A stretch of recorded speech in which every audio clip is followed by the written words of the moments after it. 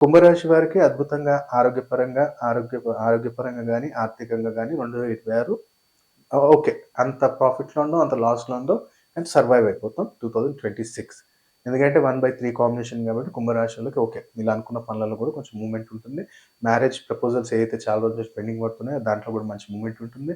ఎవరైతే అబ్రాడ్ వెళ్లి మేము ప్రయత్నాలు అంటే మేము అబ్రాడ్‌కెళ్ళడానికి ట్రై చేస్తున్నాం. జాబ్ పర్పస్, ఎడ్యుకేషన్ పర్పస్ గాని, ఏదైనా పర్పస్‌లో మేము వెళ్ళాలనుకుంటున్నాం వాళ్ళకి గూడా మంచి 2026 చాలా కలిసొస్తుంది.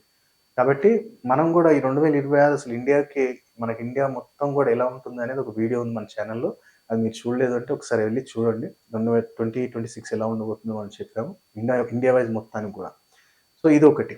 సో, ఆర్థిక పరంగా, ఆరోగ్యపరంగా వైవాహిక జీవితం కూడా ఇది మంచిదే 2026 కుంభరాశి వారికి.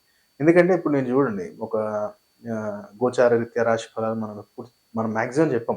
ఎందుకంటే నేననేది అదే. గోచార రీత్యా మన మీద ఉండే ప్రభావం 15-20%.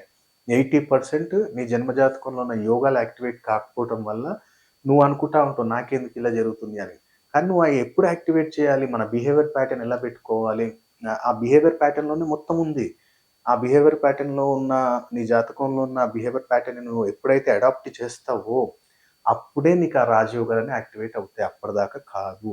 అందుకనే మీ జాతకాన్ని ఒకసారి ఒక మంచి ఎక్స్‌పర్ట్ తోటి మీరు అనలైజ్ చేపించినప్పుడు, ఆ యొక్క యోగాలన్నీ యాక్టివేట్ అయితే ఆ రిజల్ట్స్ అనేవి మీరు చూడగలుగుతారు. కాబట్టే ఈ కుంభరాశి వారికి ఎలాంటి రెమెడీస్ చేసుకోవాలి ఈ సంవత్సరం మొత్తం. ఫస్ట్ ఆఫ్ ఆల్ అయితే మీరేం చేయండంటే శివయ్యకేంటంటే అష్టగంధంతోటి నిత్యం గూడా అభిషేకం చేయించండి. దూద్ పేడ నైవేద్యం పెట్టండి. అక్కడ భక్తులకు పంచేయండి. అష్టగంధంతోటి అభిషేకం చేయించండి మీకు కుదిరినప్పుడల్లా కుంభరాశి వారికి. అది మీరు ఏ రోజు చేస్తారో మీ చాయిస్ అది. అలాగే ప్రతినిత్యం గూడా మీరేంటంటే నాకే ఒక ఆందోళన ఉంది. అంటే ఏదో ఒక యాంగ్జైటీ గావచ్చు, లేదనుకుంటే భయం, ఆందోళన, పీడకలలు ఇట్లాంటియేమైనా పడుతున్నాయంటే ఒక నెమలి పించం ఒకటి తీసుకోండి. ఇక్కడ వరకు పార్ట్ వరకే తీసుకోండి. కిందది మొత్తం అవసరం లేదు. ఇదొక్కటి పార్ట్ తీసుకొని ఒక ఏదైనా జిప్‌లాక్ కవర్‌లో పెట్టండి. దాంట్లో ఒక దాల్చిన చెక్క ముక్కొకటెయండి. ఒక బ బే లీఫ్ అంటే బిర్యానాకు అంటాం కదా! ఆకొకటి దాంట్లో వేయండి. ఓ 2 ఇలాచీలు దాంట్లో వేసి దాన్ని పిల్లో కింద పెట్టుకోండి. ఆ యొక్క ఇలాచీ గావచ్చు, బే లీఫ్ గావచ్చు, దాల్చిన చెక్క ముక్క నెలకొకసారి మార్చండి. అన్నం మెల్పించం అట్లనే ఉంచుకోవచ్చు.